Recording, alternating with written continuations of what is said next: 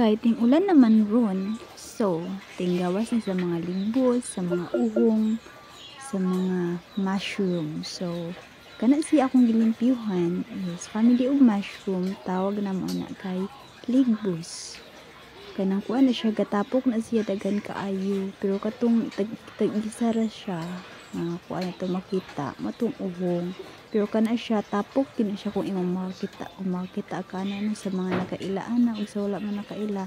Ang tawag na mo ana kay ligbos, mana siya ang ligbos, pagwapa kaayo tawag kini siya kay dili na siya gitanon, turok ra gini siya iya no.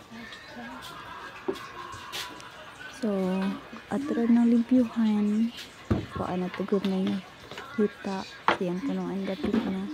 Ito na siya paglimpyo guys. And yeah, ako din ang gibulag sa iyang lawas, sa iyang dahon. Yung dahon ay payong yun, payong niya. Separate na ko sila kay para dali niya pag limpyo, pagluto, paghugas. So before siya hugasan, limpyuhan sa siya daan, kuhaan sa siya mga yuta-yuta para dali ra. Ikaw dili mo siya kuhaan ng mga yuta, magpikit mo na siya sa iyang dahon. So that's why separate din na sila.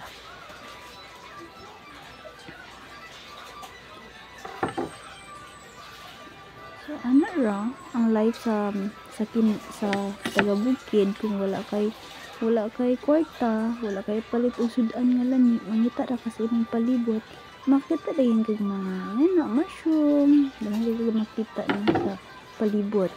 Di mo kinahanglan og money to buy, mangita ra gid ka kung di ra kag lingi-lingi sa imong palibot og ano dayon kay gulay, langi na kaayo imong sudan.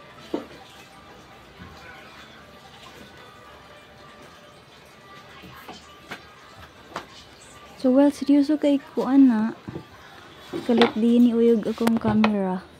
Ako yawan daw kuno ko. Tapos guys, dara ipakita na ko sa inyo kung unsa nakadaghan ang ligbos. Sharon. So kana ra for today. Bye bye.